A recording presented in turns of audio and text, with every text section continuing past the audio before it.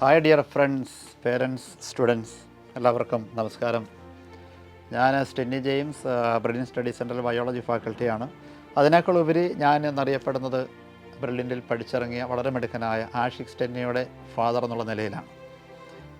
എനിക്കിപ്പോൾ അങ്ങനെ അറിയപ്പെടാനാണ് ഇഷ്ടം.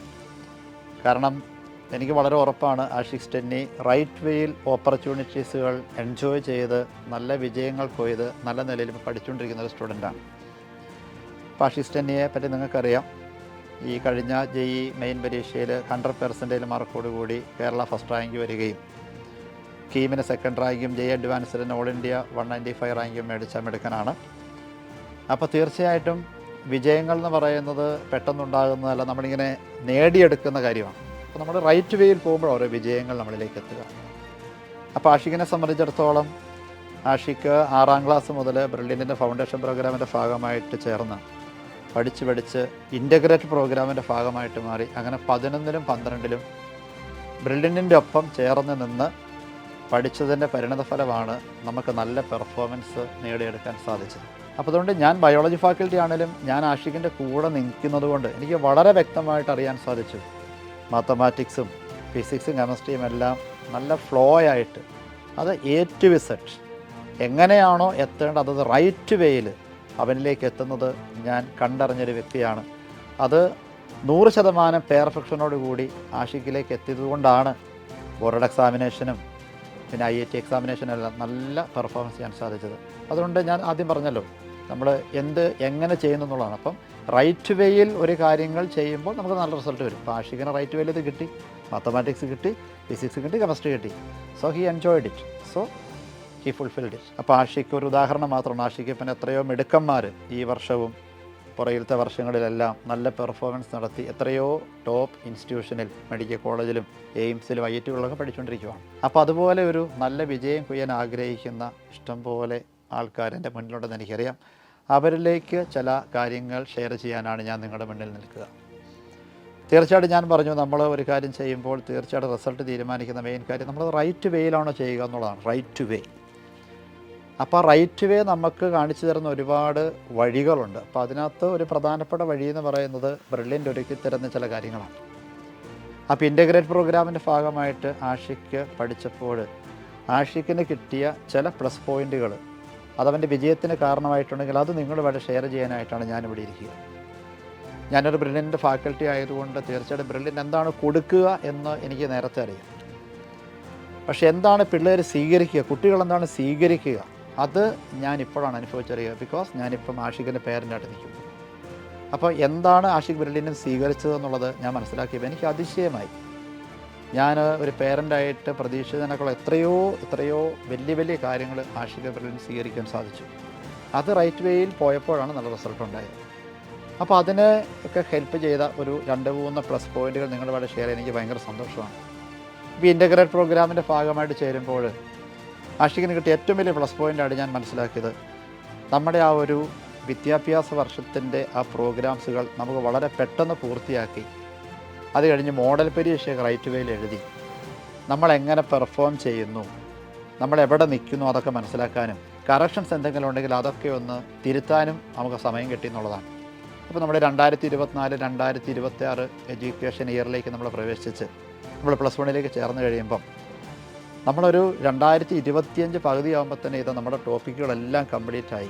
പിന്നെ നമുക്കൊരു എത്രയോ മാസങ്ങൾ നമുക്ക് റിവിഷന് കിട്ടുവാണ്. നമ്മൾ ശരിക്കും പരീക്ഷയുടെ തലേദിവസം വരെ ഇങ്ങനെ പഠിച്ചുകൊണ്ടതിൻ്റെ കാര്യമില്ല.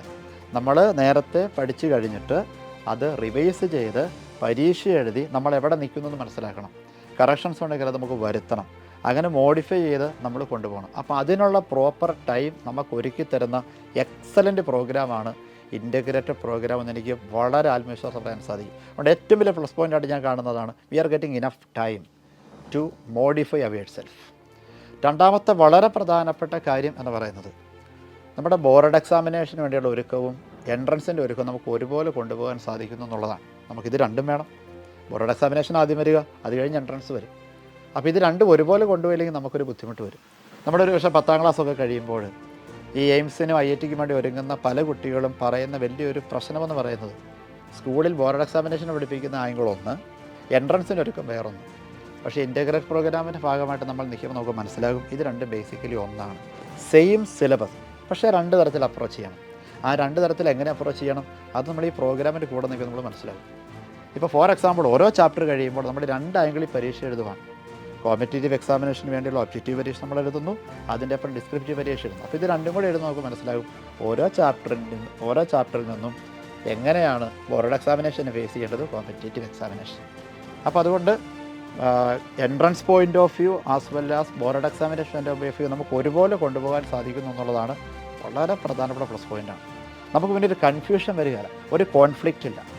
പിന്നെ മൂന്നാമത്തെ വളരെ പ്രധാനപ്പെട്ട കാര്യം എന്ന് പറയുന്നത് നമ്മൾ വലിയൊരു കോമ്പറ്റേറ്റീവ് പിയർ ഗ്രൂപ്പിലേക്ക് എത്തുകയാണ്. കാരണം നമുക്കറിയാം ഇതൊരു കോമ്പറ്റീഷൻ്റെ കാലമാണ്. അതുകൊണ്ട് ഇന്നത്തെ കാലത്തൊക്കെ നമ്മൾ വളരെ ലോവർ ക്ലാസ് തൊട്ട് തന്നെ നമ്മളിങ്ങനെ ഒരു ടാർഗറ്റ് മനസ്സിൽ കാണുന്നു, അതിന് വേണ്ടിയുള്ള ഒരുക്കങ്ങൾ ആരംഭിക്കുകയും അതുകൊണ്ട് 10ാം ക്ലാസ്സൊക്കെ കഴിയുമ്പോഴത്തേക്കും കുട്ടികൾ മെഡിക്കലാണോ എൻജിനീയറിംഗ് ആണോ എന്നൊക്കെ തീരുമാനിച്ച് എയിംസിന് IITക്ക് വേണ്ടിയുള്ള ഒരുക്കങ്ങൾ ആരംഭിക്കുക.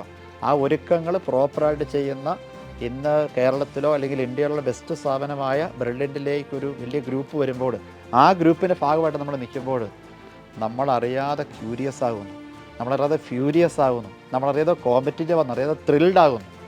നമുക്കറിയാം നമ്മളൊരു ഗെയിമൊക്കെ കളിക്കുമ്പോൾ, ഇപ്പോൾ ഒരു ഫുട്ബോൾ കളിക്കുമ്പോൾ നമ്മുടെ കൂടെ നിൽക്കുന്ന ആൾക്കാരും കൂടെ നല്ലപോലെ കളിക്കുമ്പോഴാണ് നമുക്ക് കളിക്കാൻ സാധിക്കുക. നമ്മുടെ കൂടെ നിൽക്കുന്നവർ ഡൗൺ ആണെങ്കിൽ നമ്മൾ ഡൗൺ ആയി പോകും.